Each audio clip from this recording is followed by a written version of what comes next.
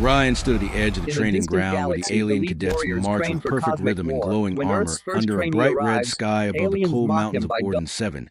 He looked small among them. He wore plain black gear and carried no weapons, his hands clenched at his sides as he waited for instructions, but none came. The others had already begun laughing. A tall, blue-scaled alien from the Karnak species stepped forward with a wide grin that showed sharp silver teeth. His name was Vorkaz, and he was known for breaking new cadets with cruel pranks and unfair fights. He walked up to Ryan and spoke in a slow, mocking voice. "Welcome, little Earthling. Let us see how strong your soft bones are today." Ryan said nothing. He just stared back calm and steady. Vorkaz laughed and turned toward the control panel. On the wall, a green light blinked above the gravity switch. He slammed his clawed hand onto the gravity, doubled. Instantly, the wind seemed to press harder. The ground felt heavier. The pressure built in Ryan's chest. His legs bent slightly as his body tried to adjust. The alien cadets all burst into laughter around the field. Some began throwing weights. Others ran sprints. Their bodies trained for this level of force. Ryan remained still. He closed his eyes and focused his breathing. His boot sank slightly into metal floor, but he did not fall. The instructor unit, a tall robotic figure with red lights for eyes, hovered nearby. It was called VX9, and it recorded every move of every trainee on the field. Its voice spoke from the speaker's gravity. "Increase the double Earth level. All cadets proceed with drills." Ryan started moving step by step, slow at first, then faster with each turn. His muscles trembled, but held his body. Remembered the harsh training back on Earth, the long days inside gravitation chambers, the nights of crawling through sand, weighted down by suits and gear. The voice of his old commander rang in his head. Gravity is only fear made heavy. He finished the first round of drills in silence, while others watched in growing confusion. Vorkaz frowned and turned away, muttering something to his group. The joke had not landed as expected. Later that evening in the dorm hall, Ryan sat alone eating a protein bar. The walls were covered in banners of alien victories, wars won across galaxies, and trophies of fallen enemies. The air smelled of burnt circuits, and Fuel's back ached, but he did not show it. One of the smaller cadets, a furry insect-like being named Ziko, approached and asked, "Why did you not fall today?" Human Ryan looked at him and said, "Because I have fallen before, but I stood again. That is the only lesson Earth teaches." Ziko tilted his head, unsure how to reply, and walked away. Soon others began to whisper the Earth trainee did not break, not even under double gravity. Some said it was a trick. Some said humans had hidden tech. No one believed he could be that strong, not yet. In the command center above the field, the instructors reviewed training footage. One paused a clip where Ryan walked through the pressure, his spine straight as pace. Steady. The lead instructor tapped the screen and asked the AI, "What is the stress reading on subject Earth?" VX9 responded stable, an increasing adaptation rate, 90% muscle density, climbing by 0.2 per session, emotional response calm, threat level unknown. The lead instructor leaned back and spoke softly. "This one is different. We need to observe more, increase the load, see where he cracks." The next morning, the gravity was already higher when Ryan entered the field. His bones felt at first. His steps were slower, his breath heavier. Vorkaz smiled wide and shouted, "Maybe Earth will cry today." The others laughed again, waiting for him to fall this time. But Ryan simply dropped to one knee, then pushed back up. Sweat ran down his face, but his eyes burned with something deeper. Not anger, not fear. It was focus, a quiet storm that way to be released. He lifted the heavy training bar above his head and held it there longer than the timer required, longer than any of the others. Even under the strain, his arms did not shake. VX9 floated closer, its scanners buzzing as it recorded muscle response, heart rate, brain activity. The report flashed on screen. Unknown biological markers, detected genetic variants within human baseline subject, maybe part project. Atlas analysis continues. Ryan walked off the field after training with no words to anyone behind him. The others fell silent for the first time. They watched with something new, not amusement, not pride, but confusion, and maybe even respect. Inside the AI lab below the surface, one assistant whispered to another, "What happens if he never cracks?" The other replied, "Then we did not wake a soldier, we woke a monster." The chamber walls began to hum louder than usual as Ryan stepped onto the gravity platform again. The lights dimmed slightly, and a thin fog formed over the cold metal floor. This was not part of normal training. Something was different today. He looked around and noticed there were no other cadets on the field, only the silent floating presence of VX9, and a single dark figure near the far wall.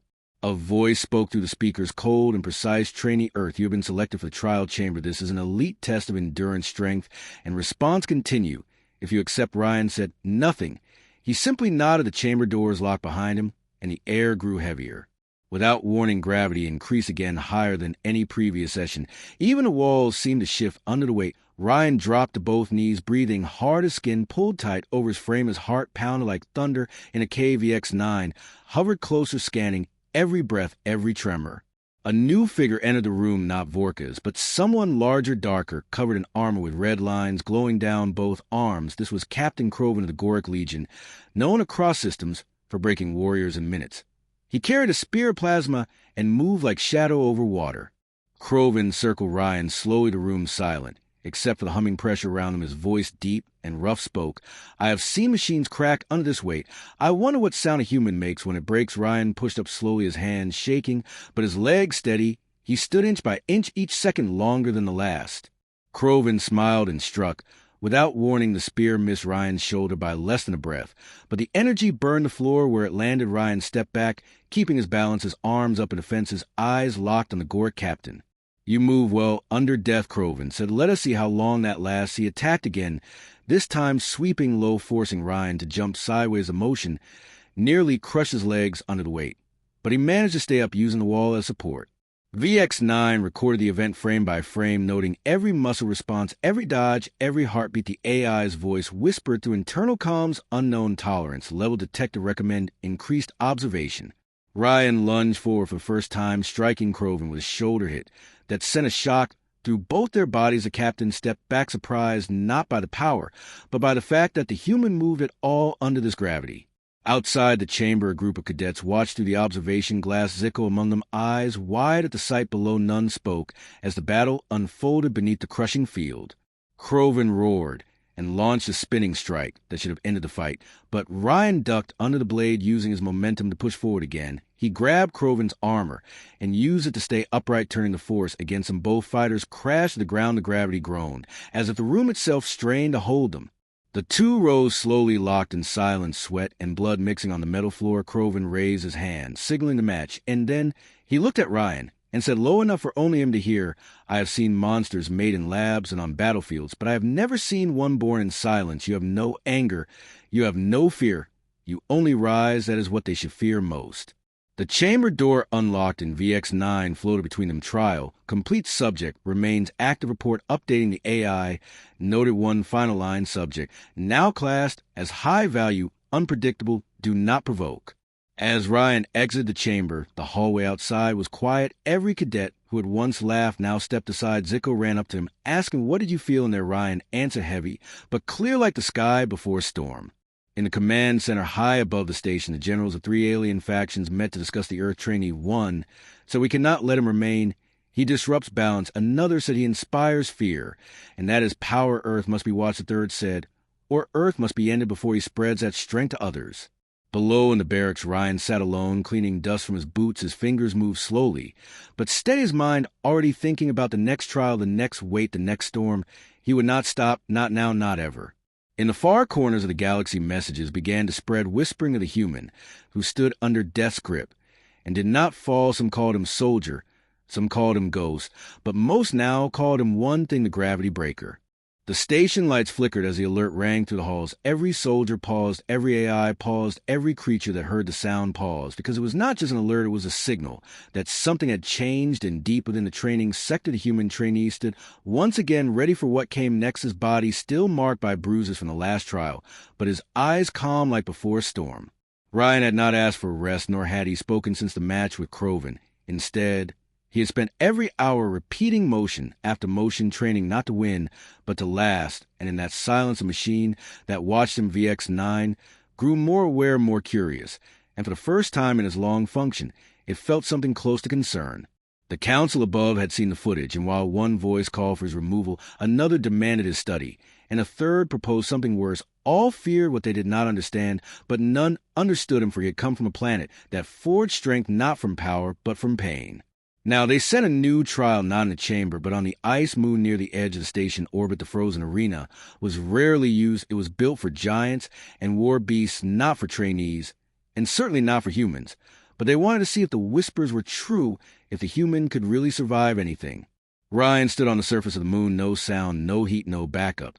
and across from him the gates opened to release his opponent, a beast called Theric bred on a world with 16 times Earth's gravity, armed with claws longer than blades, and a mind built only for battle.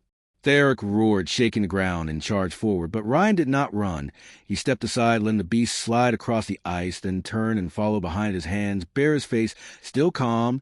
He did not attack yet, he only watched. From the command deck, commanders watched with breath, held watching a human move with such care against something that had torn through 20 soldiers in under 5 minutes. Last year was not something they were ready for, but still they watched. Theric turned and charged again, and this time Ryan moved closer, dodging left then right then, ducking under a massive swing. He grabbed the beast by the arm, twisted, and rolled using its own strength to slam it to the ground. The crowd, watching, let out a gasp, and VX9 recorded every motion. The battle went on for 10 long minutes, and every second that passed the watchers realized this was not a match of strength. It was a message the human was not just surviving. He was learning, adapting, reading the beast, and using the very ice beneath him to guide his steps and steal its balance. At last Theric fell for final time, not by a weapon, not by brute power, but by 1,000 small moves that wore it down until it could rise no more. Ryan stood over it silent, not gloating, not speaking, just breathing steady in the freezing wind. They called a match. The feed went dark, and Ryan was transported back to the station. The guards who escorted him now walked slower near him. None looked in the eye, and even the AI units shifted away as he passed. Back in the control room, one commander said, "He is becoming something else, not a soldier, not a tool, but something that changes rules." The others nodded, because even they could not deny it anymore. Earth had sent not just a fighter, but a signal, a warning, and perhaps a promise. In the barracks, Zico waited, and when Ryan entered, he stood and asked how was it. Ryan replied like falling through time, and the room stayed quiet with that answer. Later that night, the council met again, and one among them said we trained him to break, and he became unbroken. Another said we mocked, and he did not break. He rose. The third looked out the window at the stars and said we have made a mistake, but it is too late now. Meanwhile, Ryan sat alone on the platform looking out into space, the stars cold and quiet. He had passed every test they gave, and still they feared him. But he did not care, not for fear, not for praise. His only thought was this: if they want to test the limits of a human, they had only begun. And deep within the system, other species began to talk in quiet tones. They spoke of the human with unshaking breath, and silent rage, the one who moved like ice and hit like fire. They said he would change the galaxy not through conquest, but through proof. Proof that humans do not fold under weight they sharpen, that they do not run from storms they walk through them, that when faced with challenge they become something more, and what they become is not just strong, but impossible to break. And somewhere in the dark the galaxy listened. The training center was quiet again, but it was a different kind of quiet now, not one of routine or rest, but a silence thick with questions and fear, as whispers of what happened on the ice moon reached every corner of the station. Even those who never paid attention to the human now looked twice when he passed, and Ryan noticed, though he never said a word. He walked the halls with steady steps, like someone moving through a dream, where everything is clear and nothing surprises you anymore. In the upper chamber, the council watched him through many feeds, each one showing a different angle of his day, his meals, his runs, his moments of pause and thought. And while they could not find weakness, they kept watching, waiting, hoping that one day he would crack. But what they could not see was that Ryan had cracked long ago, and what remained was not weakness, but something far beyond it, something sharp and steady, something born from survival, not choice. The command deck had new orders to prepare the next phase, not a test this time, but an operation. They wanted to send it with a small team to the ruins of Raxor 7, a place once used for weapons testing, now overrun by creatures that adapted to the madness of place, where even the elite refused to go, and yet they said send a human and see what he does. Ryan was briefed by a captain with shaking hands, her voice steady, but her eyes full of worry. She told him the objective was to retrieve an ancient core deep inside the facility, needed for research, maybe for something more she did not know. But Ryan nodded without asking, and the others in the room looked at him like he was already gone. The shuttle ride was long, cold, silent. Only 4 others joined him, 2 alien soldiers, a tactical drone, and a pilot, who never spoke. Ryan sat near the window, watching the stars, and thinking of gravity, of pressure, the ice cracking under Theric, and the way the beast had fought not to win, but to end him, and still failed. The shuttle landed with a hiss, and the team stepped out into red wind and dust. The ground cracked beneath their boots, and the air tasted like metal. The entrance to the old facility stood tall, half broken, half buried, and filled with shadows. The drone went first, scanning the path, and the rest followed with weapons drawn. But Ryan had no weapon, only his hands and the memory of every fight he had survived. Inside, the walls were covered in marks from old battles from things with claws and fangs, and rage the air was thick and warm, and every sound echoed for too long. Each step forward felt like moving deeper into a forgotten place where time and logic had vanished. Ryan moved like he belonged there, and the others started to follow his pace, trusting his silence more than their maps. They reached the central hall where the core was kept, or once was now. The chamber was open wide and empty, but not quiet. Something moved in the dark, something slow and heavy. And then from the walls came the creatures. They had not seen them at first, because they were part of the ruin now made of metal and bone, and things they could not name, but they moved with purpose and hunger. The first soldier fired, but the shot missed, and the drone lit up with warnings. The second soldier shouted something, but it was too late. The creatures were among them, sharp and fast, and merciless. The soldier fell, and the drone crashed. The pilot tried to run, and was gone in seconds, and only Ryan remained standing back against the wall, eyes calm as before. He did not move like a hero. He moved like a storm, silent and fast, using the walls, the ground, the broken beams as part of his body. He kicked and pushed and twisted, each move perfect, each strike, aimed not for pain, but for function, breaking limbs, tearing balance, ending motion, without hesitation. He was not fighting for survival. He was fighting because this was what he was made to do now. One creature leaped at him from above, and he grabbed it midair, turned, and slammed it into another, then spun, and threw both against a pipe that burst into fire. The last creature hesitated, and Ryan stared at it unblinking, then walked toward it step by step, until it backed away and vanished into the dark. The chamber was quiet again, not from peace, but from the absence of life. Ryan stood alone again, breathing hard, and walked where the core was buried under old steel and dust. He found it, lifted it, and carried it back alone through the ruin, through the wind, through the broken land, until he reached the shuttle and sat waiting in silence. Back at the station, the council saw the footage again, and one said he is not a trainee. He is a weapon. The others said nothing, because they knew he was not a weapon. He was the answer to a question they never dared to ask: what happens when Earth sends not its best, not its worst, but its most broken, and watches what the galaxy does with him? Ryan returned to his quarters alone again. The guards now gave him space. The other trainees never spoke near him, and the AI that once monitored his health now simply observed with something close to respect. Later that week, a message came not from the station, but from Earth itself, marked top-level urgent for his eyes.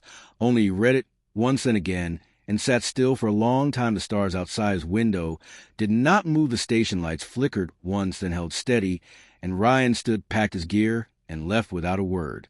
No one knew where he went or what the message said, but rumors spread faster than facts, and the whispers began again. They say he was called back to Earth. They say he was chosen for something bigger. They say he was never just a trainee, he was the warning. And in distant systems far beyond the station, where his name had never been spoken before, new forces began to take notice, not because of war or power, but because something had changed the galaxy. It had seen a human survive what none should, and they knew more would follow. And deep inside the ruins of Raxor 7, one creature stirred, still alive, still watching, and for the first time it felt fear not from fire or weapons or machines, but from the memory of a human with empty hands and unshaking steps who moved through death like it was home. The sun never touched the edge of the black zone where the ship now rested, silent, broken, and forgotten by most, but not by Earth, not by the Council, not by Ryan, who stood at the edge of the launch deck, watching the new orders come through with eyes that burned not with anger, but with a quiet force that no one dared challenge. The orders were simple: locate and extract a rogue signal deep within the Tarkon expanse, where hundreds of scouts had vanished, where the signal pulsed like a heartbeat through metal in space, like a whisper that only the dead could understand. Ryan walked to the armory, but did not touch the weapons. He only took a belt with light tools, a pair of reinforced gloves, and the same uniform that he always wore, the same one he had been mocked in, the same one that now made seasoned officers look twice before speaking. When he stepped into the hangar, a new team waited, not soldiers this time, but observers, scientists, and a diplomat. No one spoke first until Ryan asked who was flying, and the pilot raised a hand, trembling, but firm. Ryan nodded once and boarded. The ship was smaller than the last mission, built for speed, not safety, and its walls were thinner than paper. In places its shield were old, and the engine made a sound that suggested it wanted to die before reaching its destination. But Ryan said nothing as the ship rose through the artificial skies of the station and entered the black sea of stars again, where silence was thicker than steel and time slowed into something strange. The crew began to speak as they moved closer to the Tarkon line. Maps flickered on screens, showing dead zones and places where no signal could survive, and yet the pulse remained steady in Sector 9, echoing like a warning or a song. No one understood. The scientists whispered about ancient tech, The diplomat feared a trap, and the pilot just wanted to return alive. Only Ryan leaned forward, watching the stars change shape with each passing minute. Then they saw it not a planet, not a station, but a structure that looked grown, not built, black and shining like bone, and shadow it hung in space with no anchor, no orbit, just waiting, as if it knew someone would come. The ship slowed, but the signal grew, louder a sound that none of them could hear, but all could feel like a vibration in their teeth, like pressure on the inside of their skulls. They docked with care the metal of their hull, meeting the structure with sound like breathing, and then the door opened to a hallway not of steel or light, but something older, darker. The walls pulsed with light, not electric, but organic, and the floor felt soft under boots, but firm under weight. Like walking on memory, Ryan stepped first again, leading without question, and the rest followed not out of duty, but because the air around him said follow or fall. Inside, the halls changed shape slowly, quietly turning paths behind them into walls and lights into darkness, and only Ryan seemed to know which way to go, as if the place spoke to him, as if the pulse was not calling him in, but calling something inside him out. The others began to panic. The scientists dropped equipment. The diplomat lost his breath. The pilot begged to return, but Ryan kept walking until they reached the center. There stood the source of the signal, not a machine, not a weapon, but a figure tall, thin, featureless, and still its skin was blacker than space, and its form shifted slightly with every breath, like it was not made of one shape, but of all shapes. At once it turned slowly, not with eyes, but with presence, and the crew froze, but Ryan stepped forward, his hands at his side, his voice steady, asking, "What are you?" and the thing answered without words. The chamber filled with heat and sound and memories, not theirs, but human memories of battles of gravity, breaking bones of laughter that cut deeper than knives, of loneliness, of fire, of silence, of cold. And then the thing showed its memory of Earth not as it is, but as it could become, not as weak, but as furious potential not yet realized, and Ryan stood still, watching, absorbing, understanding. Then the figure reached out not to harm, but to share, and touched Ryan's shoulder, and in that instant everything changed. The pulse vanished, the signal died, the light dimmed, and the ship behind them lost power. But Ryan did not fall. He remained standing still, breathing, and when the thing faded into shadow, it left behind nothing but dust and silence. Ryan turned and walked back through the shifting halls, now quiet, now still, as if the place had done what it came to do. The crew followed, broken, confused, afraid, but alive, and when they reached the ship, its power returned, its lights returned, and it opened like a beast exhaling from a long sleep. Ryan stepped aboard last, and as the doors shut, he looked back once, not with fear, but with a look that said he had seen something he could not forget. The flight back was quiet, and none of them spoke until they landed, and even then the council said nothing for a long time, until Ryan handed them a chip with data, and said only one thing: it was never a weapon, it was a mirror. And then he walked away again, not looking back, not asking for praise or answer, just walking back into silence where he belonged. Later, the footage was played for High Command for Earth, for Allied worlds, and the message became clear. The structure was not a trap, but a test, not a weapon, but a warning. And the signal it sent before it vanished now echoed only once more, not through space, but through history, a reminder that even in the deepest dark, something watches, something waits, something remembers.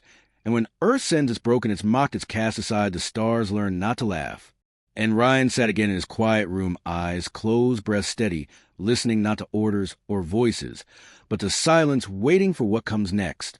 The council chambers had never felt this silent before. The screens were full of reports blinking red, and yellow urgent files from Allied systems pouring in, each carrying the same message: something is changing near the Tarkon expanse, unknown shifts in gravity energy fields moving with no known source planets near the edge of the map, reporting waves that pass through space, as if the dark itself had a heartbeat, and every message ended with one request. They all wanted Earth to respond.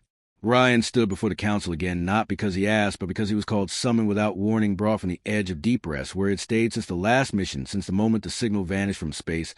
He walked into hall, alone, wearing the same simple suit, no badges, no ranks, just a plain dark cloth stretched over a frame that seemed even stronger than before. His face had changed too, not in shape, but in weight, as if every line carried something heavy. The first voice spoke from the shadows, asking Ryan what he saw, and he answered in few words, saying it was not a threat, but a message, not a weapon, but a signal of warning, and challenged the council, asked again what that figure meant. And Ryan said it did not speak like we speak, it did not think like we think, it only showed, it only remembered, and through its memory, he saw what could come, what might return. One counselor asked him if it was over, and Ryan shook his head slowly, like someone remembering something cold. He said the thing was never alone, that the structure was part of something larger, something waiting and watching, and the silence that followed his words was longer than any recorded in that room. Before then, someone whispered the phrase, the awakening, and the screen shifted, showing new data, new images, new threats. Ships had gone missing again near Sector 9.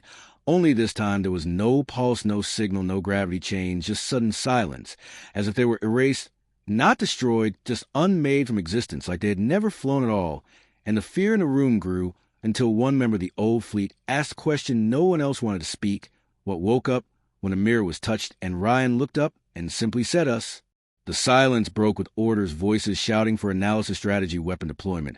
But Ryan walked out before the chaos reached him again, stepping into the hallway, into the cold light of the station, and beyond it into the airlock of a ship smaller than the last one, quieter, older. It looked like a relic, but inside it was fast and sharp and deadly, made for one purpose. And one pilot, Ryan, stepped in with no words to the crew, no request to. The command center, and in seconds the engines roared and the ship vanished into the black. He flew alone this time, cutting through space like a whisper through water, heading not toward danger, but toward memory, to the place where the mirror had stood, where the structure had breath, where silence had spoken to him. He flew not to fight, but to find, to understand what changed, what awoke, and what waited. As he passed the known sectors and reached the void, the stars around him began to shift again like they did last time, only this time the shift was deeper, more alive. As if space itself bent with awareness, the ship trembled slightly, but held firm.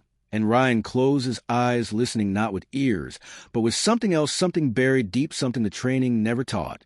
He landed on a field of lightless dust, the surface of a dead moon that now held something new, strange markings burned into stone, that pulsed with dim fire. And in the center of the field stood a second structure like the first, but smaller, cracked open like a seed, and from its center rose not a figure, but a mist, a shape of memory and voice. Ryan stepped forward slowly, and the mist reacted not with fear, but with recognition. It reached toward him, but stopped as if waiting for his choice, and Ryan spoke, asking what it meant, what it wanted, and the mist answered not with words, but with vision. He saw Earth again, not as it is, but as it could be, a planet of rage and wisdom of creation, and ruin, a place that burned and healed. And the mist showed the others, the ones who had mocked him, the ones who laughed at gravity, the ones who thought power meant strength and strength meant cruelty. And he saw what they became when pushed, when broken, when reminded that fear only works until someone stops being afraid. Then the mist changed, showing something new, something rising from deep within the galaxy, a fleet not machines, but thought, a wave of purpose, without mercy, a storm without end. And Ryan asked, is this what is coming? And the mist answered yes, not with sound, but with certainty, and Ryan felt the weight of the choice before him, to go back or to become something else. He placed his hand in the mist, and it wrapped around him, not to consume, but to change, and the ship behind him lit up with new power, old tech gone alive with energy never measured before, and the markings on the moon pulsed faster, brighter, until the dust rose in windless air, and the stars above seemed to dim in response. Ryan returned to the ship, different eyes, clearer breath, slower mind, sharper. He looked at the system maps and saw patterns that no one else had seen, paths of movement, a formation of purpose. He turned the ship toward Earth, not to warn, but to prepare to bring the memory to them, to bring the truth. And as he flew, the space around him bent and stretched, as if the universe itself opened a door just for him.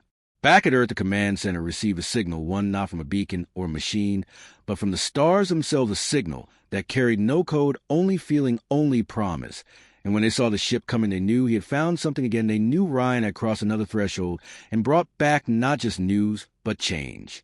The war had not started, but the storm had begun to gather, and in its heart stood one man, not because he wanted to lead, but because no one else dared.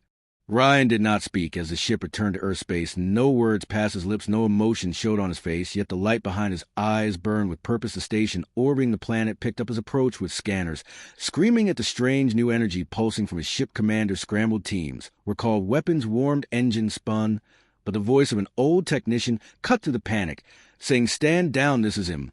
This is the one." The ship landed without sound in the middle of the old training ground, the same ground where Ryan once stood alone, mocked, laughed, and made to crawl under pressure. Now the same officers who once tested him waited in silent lines. They saw the shape of his return, not just when a man, but a message. A suit shimmered with symbols unknown to any Earth database, each pulse, each mark telling a tale of places unseen, of voices unheard. As he stepped forward, the ground beneath seemed to shift, not from weight, but from presence. Even gravity itself hummed around him, a whisper of force, a reminder that he had touched something beyond flesh and metal. The High Council came in person this time, not from distant rooms, but from real steps on real soil. They asked a question they all feared to ask, what had he found? And his voice came soft, but clear, not a monster, not a god, only memory that waits, only truth that punishes when ignored. He spoke of the mist of the echo of the thing that watched from outside of time, how the mocking laughter of others had stirred an old pain, how the moment of cruelty awakened not rage, but warning how Earth's presence in the stars had drawn eyes that once slept, and now those eyes had turned not just to him, but to all that dared call themselves conquerors.